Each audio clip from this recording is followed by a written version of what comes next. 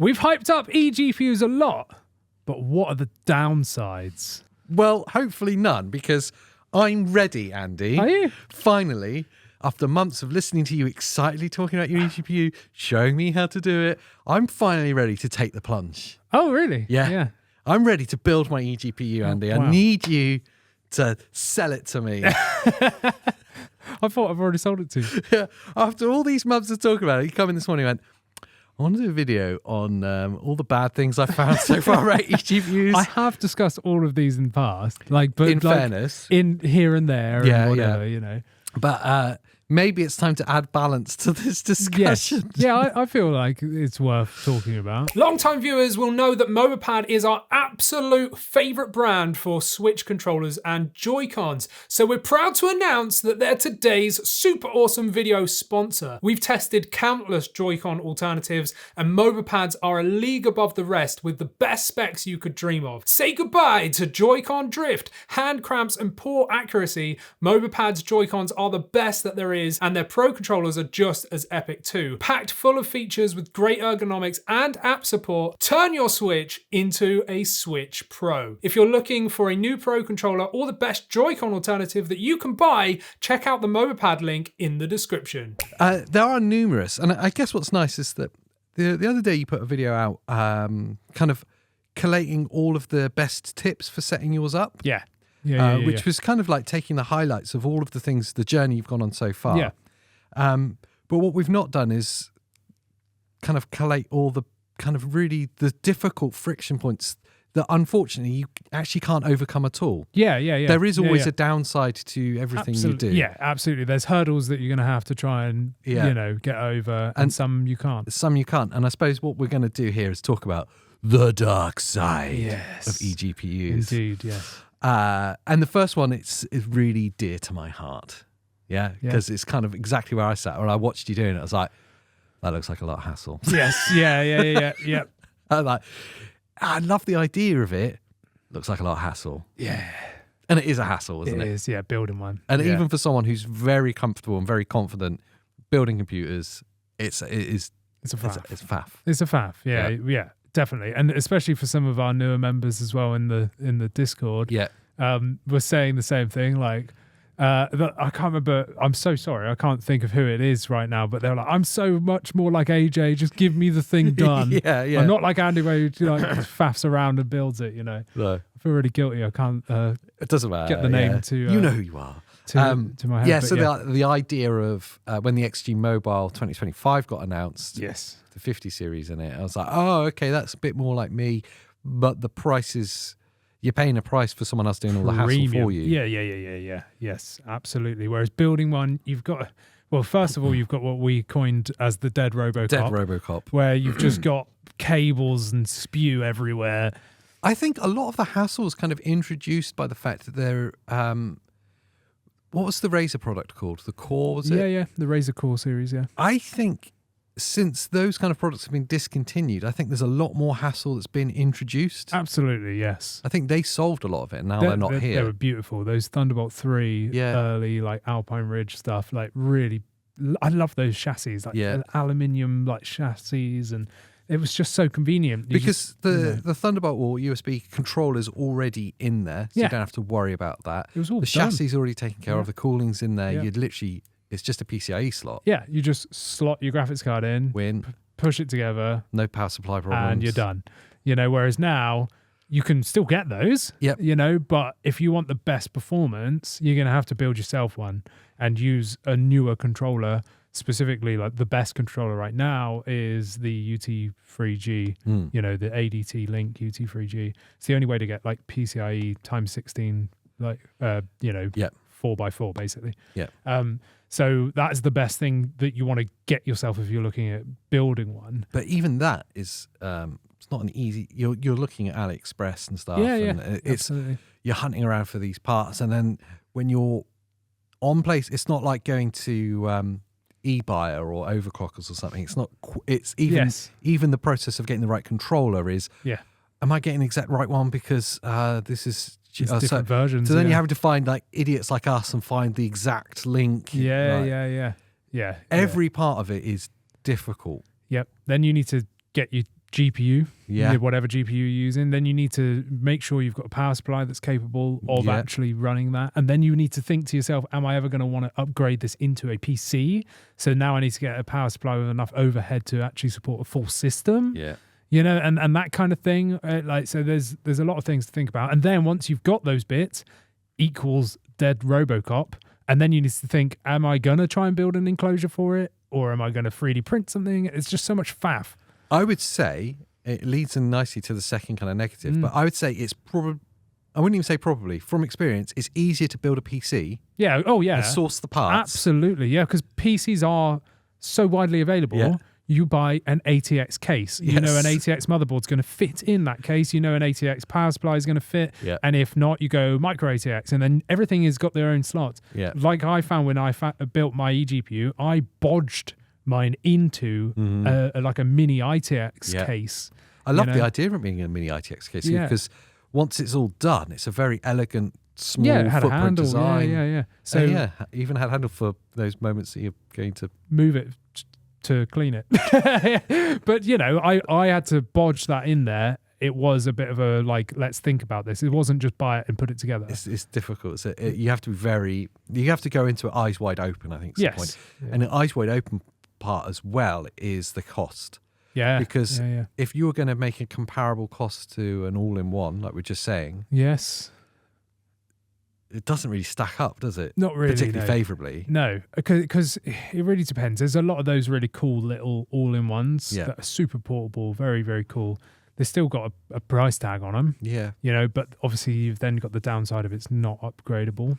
So it's that cost of, do you want to spend probably some more and build it yourself, but then have the potential of turning that into an actual system, or buying one of these all-in-ones and that's it then. You can't do anything other than have that. Yeah. I don't know.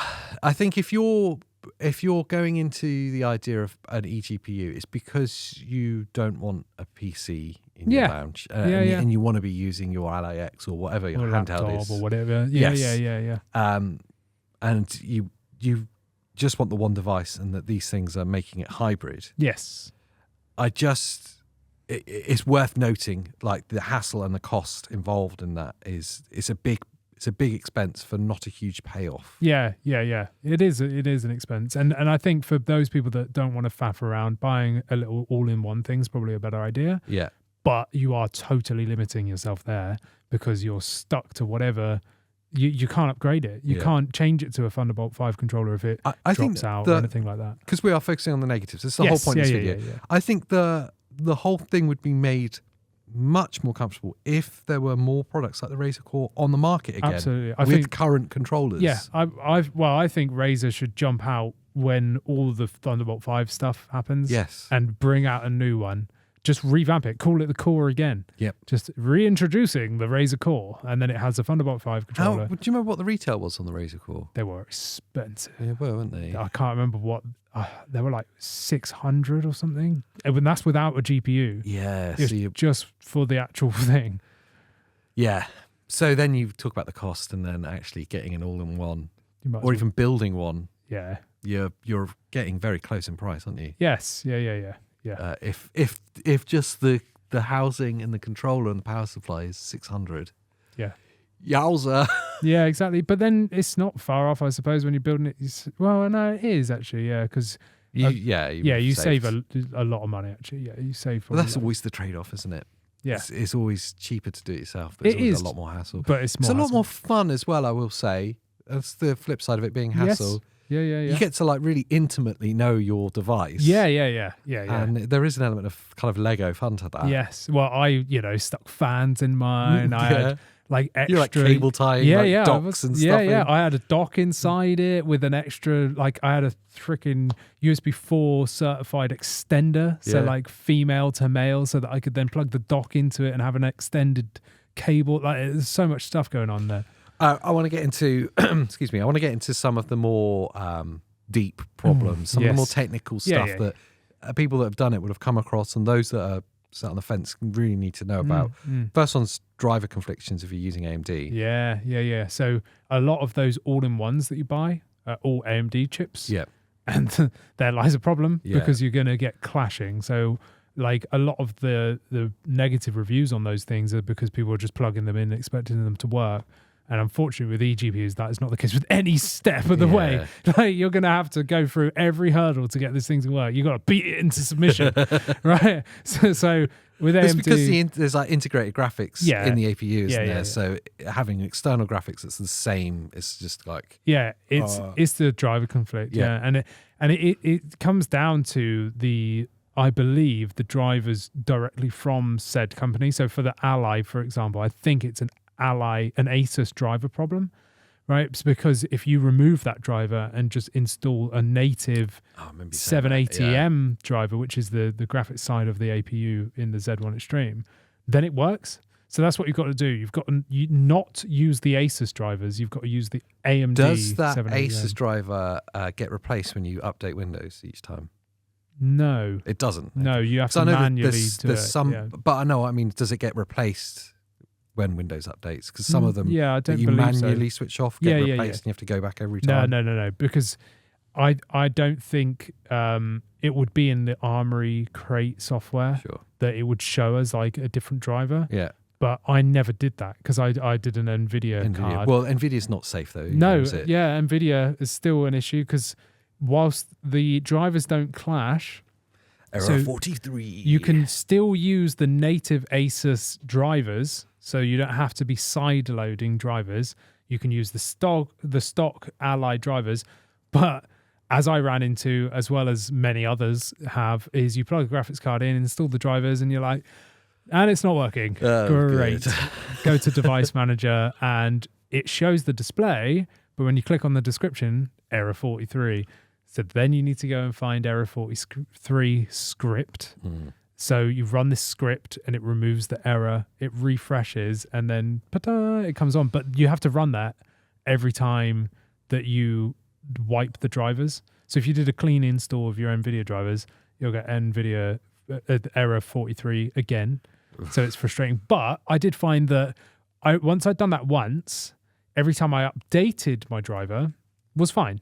I didn't have to run the script every single time, but I always had it saved on my Ally. Just in case. In case, yeah. That's kind of annoying. Talking of the kind of having to run it every time, is the iGPU enable disable software? Yeah. You don't have to, but I did every single time. So it's purely just a confliction because you've got the APU side, the iGPU. You've got a system with two graphics cards now. Yeah, with the deep GPU. Yeah. So you've got the integrated versus the discrete. Yeah. And there is a confliction there, and some games will not play nice. So you will get stuttering with some games just because the iGPU is trying to weasel its way in. Let me in on this. So I was always manually going to Device Manager, going to display adapters, going on the iGPU, right clicking, disable. I wonder if anyone's made like a macro script for that yet. Maybe, but it's so niche though, isn't it? So I doubt it. But that would be, I mean, if you're into like scripting macro commands and stuff, do that, because that'd be amazing. The biggest downside here for me, because a lot of the time I'd just leave my Ally X plugged into the eGPU, and I could leave the iGPU disabled. So every time I turned on my Ally, it was fine because I'm already docked, right? Yeah. But the problem came with I would go unplug it from the eGPU, go off and try and play handheld, but my iGPU is disabled. Yeah. So I'm still getting, you can still sign in, you still get image on the screen. Oh, it still displays then? It still displays, but it's disabled. So everything's out of whack in terms of scale. So everything's tiny. How is it displayed? I don't know. The output? That's what I was thinking as well, because your internal graphics are not enabled. Yeah. So I don't actually technically know why that's still working, but whatever. So in handheld mode, then you need to go to display, go to Device Manager and basically go through and re-enable it for it to then come back to normal. I wonder if that means that even if you disable it, it's never fully disabled. Yeah. Because it's obviously integrated. I think it stops programs from utilizing it, kicking in and pulling from it. So it would just default to the eGPU instead. One of the worst ones. Oh no, hit me. Stuttering. More common in certain games due to bandwidth limitations. Yeah, so I think this you're going to get stuttering through any game. And it's just whether it's just how much. So there's various reasons. You've got the iGPU being a problem. Yeah. So we've disabled that. That's out of the question. You've got NVIDIA rebar, so resizable bar, which can be another problem. So you have to download an app called NVIDIA Driver Inspector or something and go to that game. So when Star Wars Outlaws came out, I had this. It was hideous stuttering. I had to download the NVIDIA Inspector, go to Star Wars, find resizable bar in that option and say, no, turn that off. And then that fixed my stuttering. But you'll still always get micro stuttering just because of the bandwidth issues there. You're running a graphics card through a freaking USB cable. Do you know what I mean? Like there's a lot of going out there. You're not plugged into a motherboard with your graphics card. So stuttering will be like prevalent in most games to a very minor amount, but more noticeable than you would tell on a PC. So do you think that's kind of frustrating? just a Thunderbolt issue? Yeah. Current generation. I think it's just a bandwidth limitation, because you're, like I said, you're throttling that graphics card via a USB cable. Yeah. So it's not the same as having it hard plugged into. Do you think Thunderbolt 5 fixes that?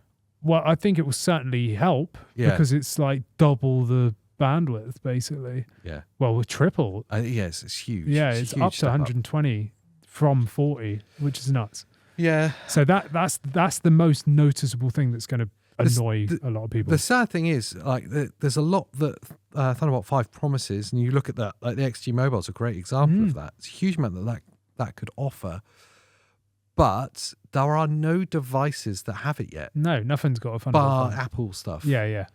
Nothing's got Thunderbolt 5 yet, and I'm not hearing nothing. None of the Lenovo stables got it. No. On the stuff that's coming out. No. I'm just not hearing about anyone implementing it. I think we're a year out yet still. Which is weird that it's been so slow. Yeah, I think we'll start seeing them next year. With ASUS must be planning it for their laptops. Yeah. Because of the XG Mobile. Yes. There must be. Yeah. There's a reason why they've done it. And I reckon we'll see in the Ally 2 next year.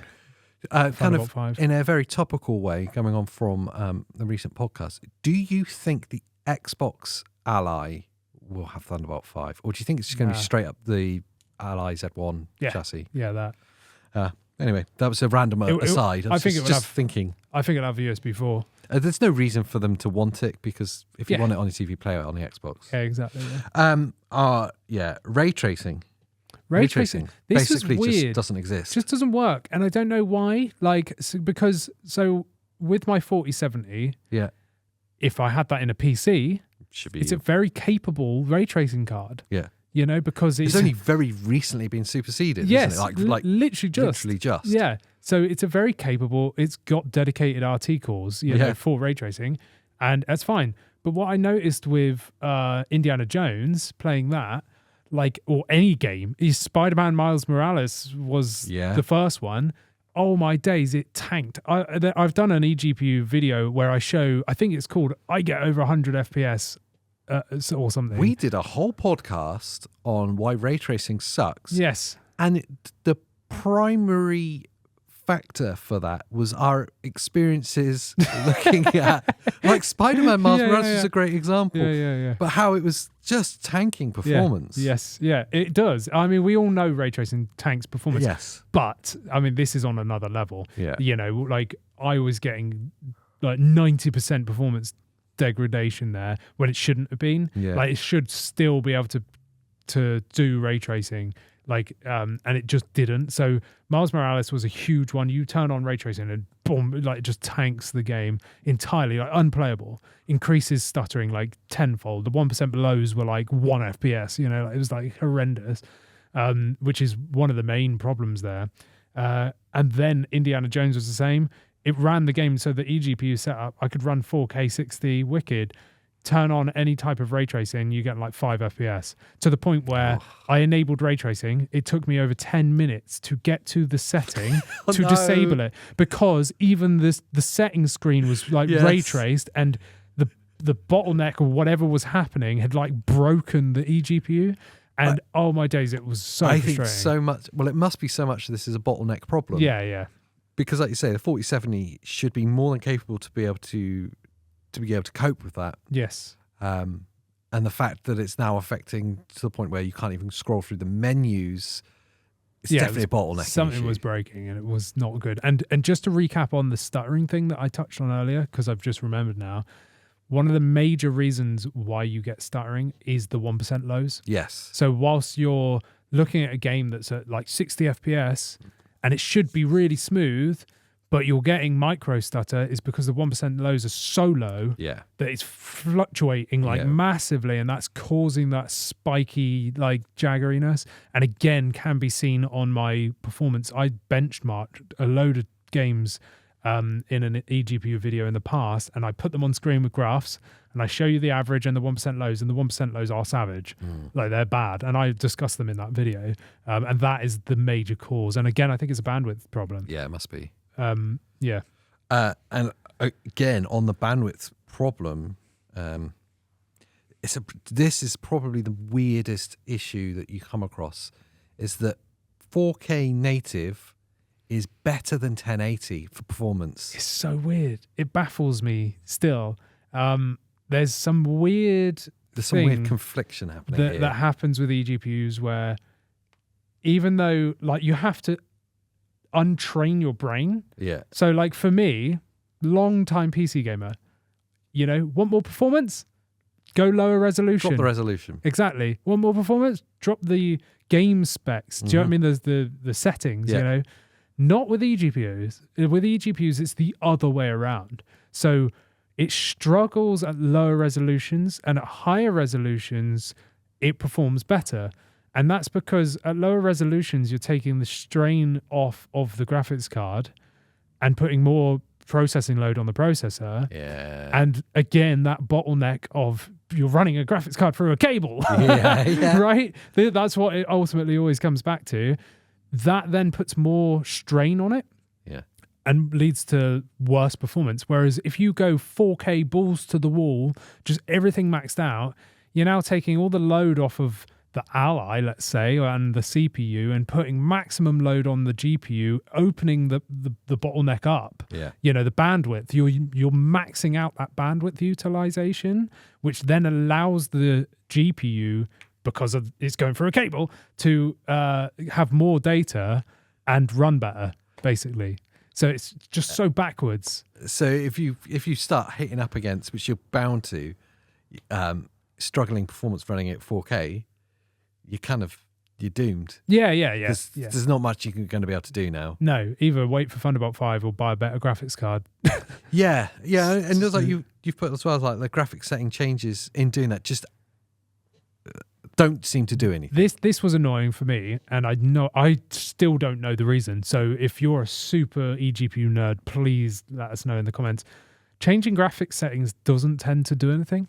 So some games, like going from low to epic, you will have the exact same performance. Yeah. Nothing will change. So let's say you put it at 4K, and we're just talking raster like performance here.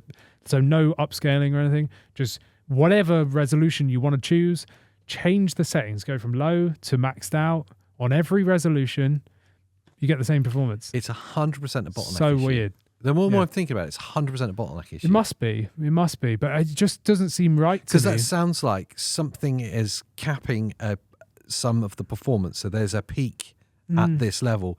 Give it an arbitrary level for everything of 10, just to make this easy to understand. Yeah. But by changing this setting here, it should theoretically make it 15, but the bottleneck is like, we can only do 10. Yes, I think you're right. Because you think about game settings, ultimately it just comes down to RAM. Yes. So VRAM. Yep. So that's why any card nowadays that's like below 16 gig is kind of pointless. 8 gigabytes of RAM on a GPU is dead. Yeah. 10 gigabytes is dead. 12 gigabytes, you're kind of bare minimum now. 16 gig is like where you want to be on a GPU, and that's purely so you can push settings. Yeah. And I run a lot of like overlays that would tell me, okay, your graphics card's using this much RAM. And I think, like you said, it's just throttling the maximum. Yeah. So it doesn't matter what setting you're changing, that bottleneck there is just not letting you see any performance gains. The weird part that I still can't get my head around, though, is why 1080 is such an impact on performance. Yeah. I know it's you're saying that the load is technically being shared with a processor at that point. Even that feels a little bit a thin explanation. Yeah, it's a thin explanation. It is. Yeah. It's weird. That's as much as I could gather as to why. So again, if anyone wants really in-depth detail, let us know. Thunderbolt 3 USB 4 is like we touched on it a minute ago. Still the that's best. the top spec that's actually physically available on devices. Yeah. And the performance loss on that is savage, up to like 40%. Up to 30%, yeah. So it's pretty bad. Obviously, graphics card dependent as well. I know there was, I think you were looking at about 15% on average. Yes. If I remember rightly. With the U2 3G, it's the best performing controller you can possibly get right now. Yeah. So yeah, you're probably looking at about 20% loss, but up to 30% loss if you're on an older And it feels controller. like a lot of those losses are some of the really important ones as well. It's not like equal across everything. Yes. It's some of the really important areas that are suffering. Yeah. Or being capped. Yes. I think my number one issue, I'll put that at the end. My number one problem, because I was going to say the thing that out of all these things that we've discussed, I mean, well, this is the end of that really before we look at the future, I suppose. So just because Thunderbolt 5 could be the savior of all of this. Yes, exactly. Yeah. So out of all of these issues, because there's many, there's a lot of faffery, right? And I came into this not knowing any of this, so I had to do a lot of research. I mean, I've been doing this for 6 months now. And just hitting wall after wall after wall and just trying to see like what's going on, how do I fix this, and just deep diving Reddit posts from 10 years ago, from when people used to use eGPUs, because they're just like this weird thing now that's so niche. So yeah, I did so much internet trawling to try and figure out what's going on. And I think I could live with a lot of these issues. I could live with disabling the iGPU. Yeah. I could live with running error script 43 once, do you know what I mean, now and again. I could live with all these things, but I think the number one problem for me is the 1% lows that make the game almost unplayable. They're the parts, it's not talked about enough, I don't think, but they're the things that make the experience miserable. Yes. They're the things you feel when you're playing. Not the average FPS that I'm getting. Yeah. We can all have like a really high number there, and it's great. Frame generation. Frame gen, it's 200 FPS. But it's 15. Great. Yes. Yeah. But yeah, your 1% lows are the bits that introduce stuttering. They're the bits that really tug at you. Yeah. And some games are passable that you won't even notice because you learn to live with the eGPU. Do you know what I mean? Like you go, okay, this is like the limitation here, and there's some games you'll really enjoy with no problems. There'll be no stuttering. You won't have to do the rebar thing, you won't have to disable iGPU or whatever, there's not every game, but I think that's what annoyed me, that it wasn't consistent. Some games perform flawlessly on the eGPU and you'd be like, yeah, I'm running it on a PC, like everything's golden. And then you'll load up a game and it will just be tanking, and then it will be stuttering, and you're just like, oh man, it's still playable, but I know this shouldn't be this bad, and I think that's where it upsets me, is this big separation. It feels like, from the outside looking in, it feels like all of the worst bits about PC gaming. Yeah. Do you know what I mean? The complication, the constant problem solving. Yes, Like all of those bits that put the dullards like me, that puts us off going, oh, actually, maybe I'm not clever enough for PC gaming. Yeah. You're looking into it, and this feels like it's got, because it's such a bleeding edge niche thing, it's all of that. Yeah. And there's no like big support for it. No, you can't just Google it and find the answer. No, and there's no like customer service. Yeah. Dear ASUS, this is broken. How do I fix it? Yeah, exactly. No. This is problem solving to the max. Which, if you like doing that, which I know you do, it's actually quite an enjoyable experience, because when you do get it to work, it's great. Yeah, I quite like finding a problem and then smashing myself in the face with a pole until I've got the solution. So what we're saying is, if you enjoy self-harm, set up an eGPU, it's great. But it is though, like you run into a wall and you get really pissed off for like 2 weeks solid. But then when you've done it, you're like, yeah, I don't want to play the game anyway. Yeah. Then you uninstall the game and find something else to play. But, there is a lot of wall, a lot of walls for sure. I do think Thunderbolt 5 could be the solution for a lot of these problems. I think the same. Because it feels like the majority of them are introduced by bottlenecks in one way or another. I think so. I think it's a big bandwidth limitation. Yeah. And I really think because Thunderbolt 5 from Thunderbolt 4 and USB 4 and Thunderbolt 3 controllers, all that kind of stuff, because Thunderbolt 4 and 3 are basically the same thing. Yeah. But going from that 40 gigabits up to potential 120, Yeah. and even if not 120, because I would keep reading stuff between 80 is like max, but then there's like up to 120. I'm like, which is it then? Yeah. But even if it's just 80, that's double the bandwidth. So that might help then with a lot of these issues of not being able to change graphics settings or whatever, might help stuttering, things like that. If we've just got more bandwidth to play with, it can only be a win. Also, I have a suspicion, maybe just ASUS, but I'd imagine the other ones as well. There's going to be more kind of hardware support for this. I just think they wouldn't have done the XG Mobile if it wasn't at least a thought. Yes. That we're going to have to at least consider this in the development of our hardware and like the firmware for it as well. Yeah. I think, as we've touched on before, I really hope that within Armory Crate, specifically on the Ally and any ASUS product that they intend to be used with this XG Mobile, I really think they're going to simplify some things, whether it's within Armory Crate, like disable iGPU with this one click, or like auto disable when it's plugged in. Yes.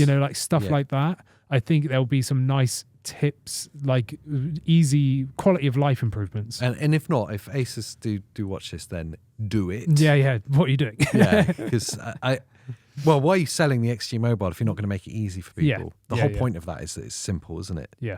In my mind. And so there's, I think the last thing to touch on is like, I guess, is it worth it?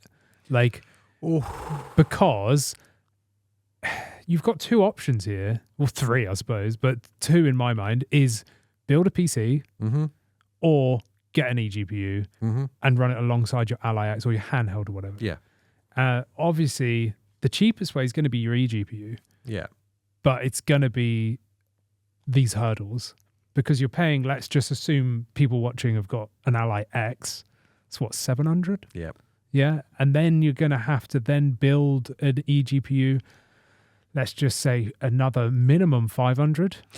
I think you have to exclude the cost of the Ally X from this because this is only for people that are already got a handheld, I think. Yeah, I don't think you'd get, if you didn't have anything. Yeah, you wouldn't just go into this only going... I'm going to get an Ally X and build an eGPU. That's true. That's a good point. Okay, fine. Let's disregard the cost of the Ally then. Okay, that then still pits it PC against eGPU. Yeah.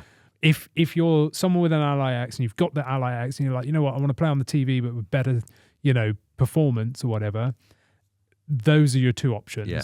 So eGPU, I mean, if you buy one of those all-in-one ones, they start at around 500, I would say. If you want to build it yourself, you could build one for 500. Yeah. Like with power supply, controller, and graphics card, for sure. Wouldn't be the best graphics card, but, you could do it. Or you've got the option of building a PC. And I mean, really, you're looking at like $1,000 for a PC. Oh, yeah. So you're looking at double the price. eGPU versus PC. PC, you're not going to have any of these issues. You have better performance on PC. Yes. Way less issues. Yes. And the parts are easily configurable and changeable. Yes. But you don't have a perfect companion device. You don't have that hybrid thing, which is what I think some people are looking for. Yes. Yeah. eGPU save some money, introduce a load of hassle, and get less performance. Yeah. There is no perfect solution to this. Oh, the thing that really annoyed me, and I forgot to bring it up with the eGPU thing, game settings. Oh God, not having multiple game settings. So when you're docked into the eGPU, you configure your game to run perfectly on the eGPU. You go, now I'm going on the train and I want to play handheld. You now need to redo all of your game settings. It actually stresses me out thinking about it. And then once you've done that, and then you go home and you plug it back into the eGPU, you then need to change all the settings again. Are you making a note of all the settings? What I was doing was photos on my phone. Oh, God. And then every time I docked it to the eGPU, I'd go into settings and copy my settings across. That's not fun. No. Whereas if you've got a PC and an Ally X, your PC's already set up. Yeah. You got your save games on the cloud or whatever. You download the save onto your Ally. and your Ally version of the game has got the settings saved. Boom, there you go, easy. So that's another thing. Yeah. I was going to change the subject entirely, and I stopped myself. Yeah. So it's a tough one. I think the save yourself some money is the eGPU route. Yeah. If you don't have a gaming PC already. I think the sensible, if we're going to advise anyone anything, if you're ever going to listen to what we say, I think if you've got an Ally X already, you're that person. I think the sensible thing to do is do the eGPU. If you're up for building something, yes, or if you want to get an all-in-one version or whatever, like do it. And then if you're finding that the performance, if you're using it a lot and you're getting suffering in performance, then consider upgrading, but keep your graphics card because you've already bought that bit. Yeah. Sell off the other bits and then upgrade to building your own PC. Yes. Yeah. So like stepping stone. As a stepping stone, it's actually a really nice way of getting into PC gaming. That's the best route, I think, for people that have a handheld and they want the eventuality of having a desktop to pair it with. Yeah. Because the Ally, let's face it, is a companion device, like the Steam Deck. It's not meant to be your one and done, really. It's meant to be like alongside, right? So if you've got the Ally first and you want to then progress onto a gaming PC, build yourself eGPU, because you can use the power supply and the graphics card in your PC as the next step as doing it. I mean, ultimately, to save yourself some real money, don't even bother with an eGPU. Just plug your Ally X into the TV and run it at 1080p and you'll run the game exactly the same as you would on that Ally. So just you could do that. Get something out of the JSO docs. Yeah. But that's only if you don't mind like running potato settings on a TV, which I couldn't do personally. I don't like running like... No, I hear you. Lower settings. Bear in mind, I played the whole of Starfield on the Xbox Series S. That's true. And it did look pretty terrible. Yeah, that's true. But do you know what? There is something about when you're pixel peeping at the start and you're min-maxing everything, like you notice everything. Oh, yeah. But once you get into the rhythm of playing a game every day, you quite quickly forgive and forget, don't you? Absolutely, yeah. That's how it is. I think about my experience with Rebirth, actually. It's a really good example of that compared to your experience. And I hate you for it. And to be fair, you remember when Star Wars Outlaws came out? I streamed it to you. Yeah. From the Ally plugged into my TV. Yeah. So I was playing it on the TV, streaming it to you from my Ally over Discord or whatever it was. Yeah, and I was watching it. You were watching it whilst we were having a chat. It was so convoluted, right? And, it was cool. But I was playing it on the TV, Ally only. So I didn't have an eGPU at that point. So the Ally was playing the game at 1080p and streaming it to you. Yeah. And it was fine. Like once I got over the So wait, are we saying the past 6 months of your life has been a complete waste of time? Yes.